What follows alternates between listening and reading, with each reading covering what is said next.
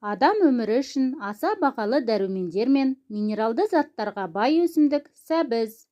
А дәрумені калий тұзы мен каротинге бай өсімдік ағзадағы тұзды судың айналасын реттеп, судың денеден бөлінуін қамтамасыз етеді.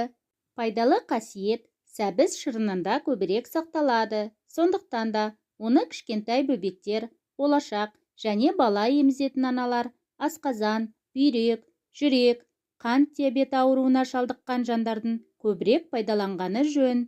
Ересек адам күніне 1 стақан сәбіз шырынын пайдаланса әбден жеткілікті. Тек сәбіз шырыны тұрып қалмауы керек. Ұзақ тұрып қалса, шырынның сапасы өзгеріп, емдік қасиеті жоғалады. Сәбіздің ағзаға берер пайдасы халыққа ертеден-ақ белгілі. Ежелгі Рус елінде сәбіздің көмегімен тыныс жолдарын, жүрек, бауырды емдеген. Қазіргі таңда ғалымдар сәбіздің құрамындағы әрбір дәруменге кеңінен тоқталып, оның емдік қасиеттерін тарқатып айтуда. Сәбіз құрамындағы А дәрумені адамның бойын өсіреді, көру қабілеті мен теріні жақсартуға ықпал етеді.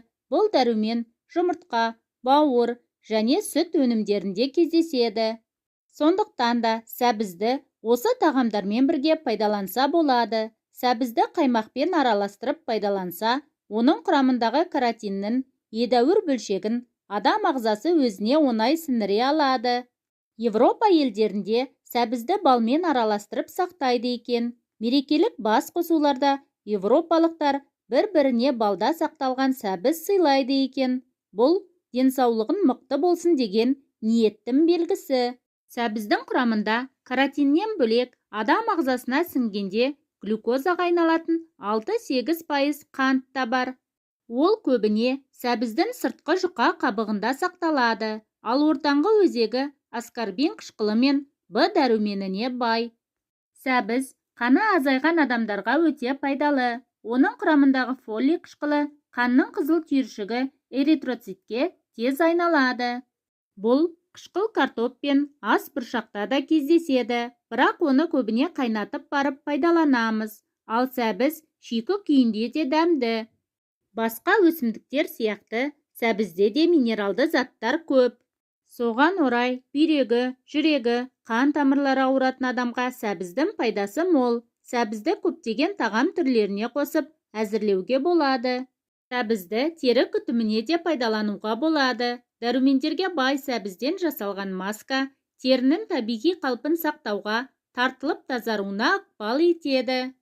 Күйік шалғанда үккіштен өткізілген сәбізді жара сызаттарға басса, теріде күйік ізі қалмайды.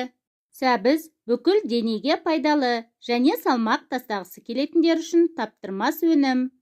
Ғалымдар сәбізді жақсы көретіндердің жасына байланысты түнгі соқырлық қаупін 40% төмендететінін анықтады. Бұл бета-каротиннің қасиеті. Бета-каротин өкпенің қатерлі ісігі сияқты бірқатар қатерлі ісіктердің даму қаупін азайтады. Сонымен қатар, талшықтың көптігіне байланысты сәбіз тоқ ішек қатерлі ісігінің ықтималдығын азайтады. Сондай-ақ, шикі сәбізді үнемі жейтін әйелдерде сүт безі қатерлі ісігінің даму қаупі 5-8 есеге төмендейтіні туралы зерттеу бар. Сәбіз диеталық талшыққа бай, сондықтан бұл көкөніс іш қатудың алдын алу үшін тамаша. Ол асқазан мен ішектерді қорғайды. Сәбіз антисептикалық және бактерияға қарсы қасиеттерге ие, сондықтан бұл өнім иммундық жүйені тамаша нығайтады. Тіс дәрігеріне барғыңыз келмесе, сәбіз жеңіз. Бұл өнімді жеген кезде сілекей белсенді түрде бөлінеді, қызыл иектер ынталандырылады.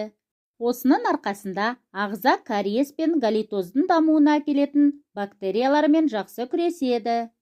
Сәбіз диареяға көмектеседі. Егер сіз дұрыс емес нәрсені жесеңіз, сәбіз сорпасы көмектесе алады. Бұл тағам ішектерді тыныштандырады. Достар, бүгін дайындаған пайдалы ақпаратым ұнаса, каналыма жазылып, лайк басуды ұмытпаңыздар.